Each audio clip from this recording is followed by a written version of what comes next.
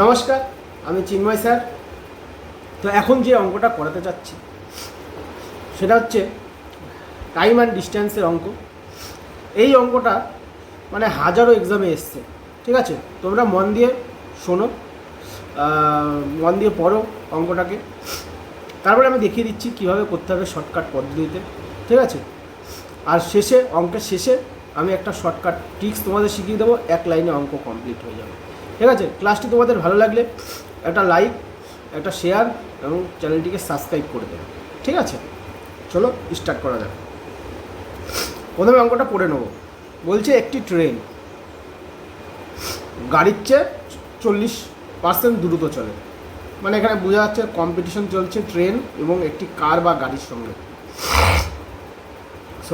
উভয়ই বিন্দু এ থেকে একই সময়ে যাত্রা শুরু করে। এ একটা বিন্দু থেকে একই সময়ে ট্রেন এবং গাড়িটি যাত্রা শুরু করে। 40 কিমি দূরে অবস্থিত বিন্দু বিতে পৌঁছায়, ঠিক আছে? 40 কিমি দূরে অবস্থিত বিন্দু বিতে পৌঁছায়। পথে ট্রেনটি বিভিন্ন স্থানে দাঁড়ানোর জন্য 25 মিনিট সময় নেয়। ট্রেনটা তো দাঁড়াবেই স্টেশনে স্টেশনে, বিভিন্ন জায়গায় দাঁড়ানোর জন্য 25 মিনিট। এবার সিগন্যালের প্রবলেম থাকে অনেক সময়। এবার ট্রেনের গতিবেগ কিমি পার ঘন্টায় কত? ঠিক আছে, অঙ্কটা আশা করি তোমরা বুঝতে পেরেছো। এবার চলো স্টার্ট করা যাক। এখানে একটা বিন্দু, এখানে একটা বিন্দু, এটা এ পয়েন্ট, এটা বি পয়েন্ট। বলছে এ পয়েন্ট থেকে বি পয়েন্টের দিকে ট্রেনও যাত্রা করছে বা গাড়ি একটা কারও যাত্রা করছে, ঠিক আছে? টোটাল ডিস্ট্যান্সটা হচ্ছে 140 কিলোমিটার। টোটাল ডিস্ট্যান্স কত? টোটাল ডিস্ট্যান্সটা হচ্ছে 140 কিমি, এ থেকে বি এর দূরত্ব, ঠিক আছে? এবার কি বলেছে? এবার বলেছে ট্রেনটা 40 কিমি দ্রুত চলে গাড়ির থেকে, 40% দ্রুত চলে, ঠিক আছে? 40% মানে কি?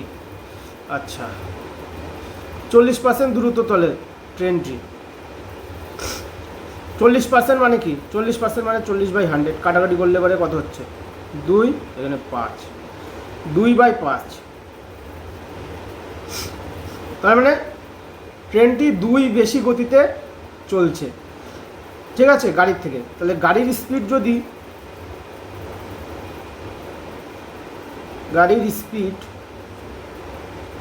যদি 5 হয়, তাহলে ট্রেনের স্পিড কত হবে? 40% বেশি, যেহেতু TRAIN, ট্রেন স্পিড। ভালো করে বোঝো, তাহলে 5 + 2 7 হবে, কারণ 40% বেশি, ওই 2 বেশি হচ্ছে, ঠিক আছে? তাহলে এবার রেশিও কি দাঁড়াচ্ছে? স্পিড রেশিও কি দাঁড়াচ্ছে? শুধু রেশিও না, স্পিড রেশিও লিখে দিই তোমাদের যাতে বোঝার সুবিধা হয়।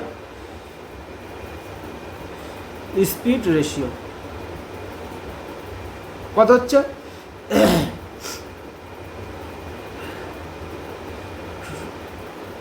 TRAIN ট্রেন, আর হচ্ছে গাড়ি কার। ট্রেনের স্পিড হচ্ছে 7:, কারের স্পিড হচ্ছে 5। স্পিড রেশিও এটা বের করেছি। আমরা জানি কি স্পিড রেশিওর উল্টো হবে হচ্ছে time ratio, TIME, time ratio, ratio.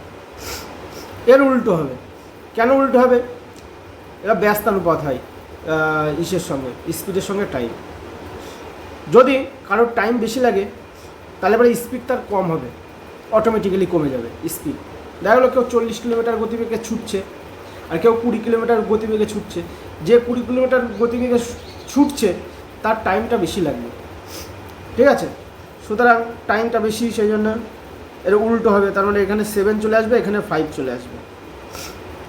তার মানে এ যদি 7 গতিবেগে ছোটে তাহলে টাইম লাগবে, ট্রেন যদি 7 গতিবেগে ছোটে তাহলে টাইম লাগবে 5, আর কার 5 গতিবেগে ছুটলে বলে টাইম বেশি লাগবে। গতিবেগটা কম ইউজ করছে, এই গতিবেগটা ট্রেন বেশি ইউজ করছে তাই সময় কম লাগছে, আর কার গতিবেগটা কম ইউজ করছে তাই সময় বেশি লাগছে, ঠিক আছে? বোঝাতে পারলাম? এই কারণে টাইম রেশিওটা ব্যস্তানুপাত হয়ে গেল। আশা করি বোঝাতে পেরেছি। মেন জিনিস হয়ে গেছে। দেখো সময়ের পার্থক্যটা কত হয়েছে? এখানে 2। কিন্তু এখানে সময়ের পার্থক্য দেখো, কোশ্চেনের লাস্ট লাইনে দেখো 25 মিনিট সময় বেশি নিচ্ছে। ট্রেনটি বিভিন্ন স্থানে দাঁড়ানোর জন্য 25 মিনিট সময় নেয়, 25 মিনিট, এই দুইটাই হচ্ছে 25। বুঝতে পারলাম তোমাদের?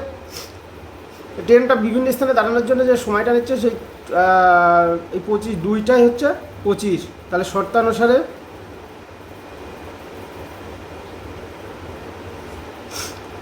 দুই ইজিক্যাল টু 25, তাহলে 1 ইজিক্যাল টু 2/25। আর এই যে 5, ট্রেনের যে টাইমটা লাগছে 5 ইজিক্যাল টু কত? তাহলে 125/2। বোঝাতে পারলাম? 125/2 মানে 6 দুগুণি 12 আর 2 দুগুণি 4, 1 পয়েন্টের জন্য 62.5 এত মিনিট। এত মিনিট সময় লাগছে ট্রেনের কত দূরত্ব অতিক্রম করার জন্য?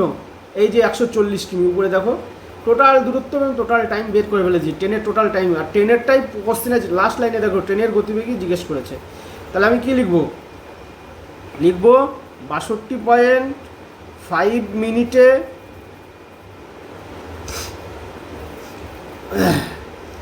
ট্রেনটি যায় 140 কিমি, 1 মিনিটে যায়। এগুলো না লিখেও হয়, ডাইরেক্ট করে দিলাম তোমাদের বোঝার সুবিধার জন্য আমি করছি। 62.5। এবার বলেছে ঘন্টায় গতিবেগ কত? তাহলে আমি 60 মিনিট মানে ঘন্টা, এখানে 62 মিনিটের গতিবেগ দেওয়া আছে, 60 মিনিটে কত হবে? তোমাদের যাতে কোনো অসুবিধা না হয় সেই জন্য কিন্তু আমি এত বড় ক্যালকুলেশন করছি, নাহলে কিন্তু আমি শর্টকাটে একদম এইগুলো সব কিছু লিখতামই না। 60, তাহলে এই পয়েন্ট উঠে গেল, পয়েন্ট উঠে গেলে এবারে এখানে কত হচ্ছে? 10। এবার কাটাকাটি করব 5 দিয়ে, 5 বারং 60, 5 125, 5 বারং 60, 5 দিয়ে 5 25, 5 দিয়ে 5 দুগুণি 10, 5 দিয়ে 5 5 25, 5 দিয়ে 5 দুগুণি 10, 5 8 40। তাহলে 28কে 24 দিয়ে গুণ করো,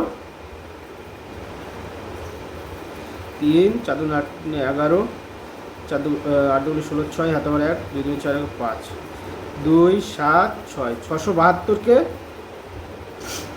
5 দিয়ে ভাগ, 5 1 1 7, 3 5 15, 2 2 4 5 20, 2 পয়েন্টের জন্য 0, 4 5 20 মিলে গেল 134.5।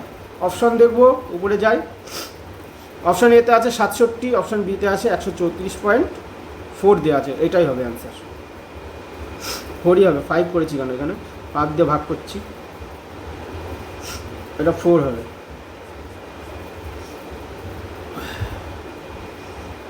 (134.4) বোঝাতে পারলাম অঙ্কটা? তোমরা বারবার দেখো অঙ্কটা, ঠিক আছে? তাহলে এবার তোমাদের মাথার মধ্যে ঢুকে যাবে।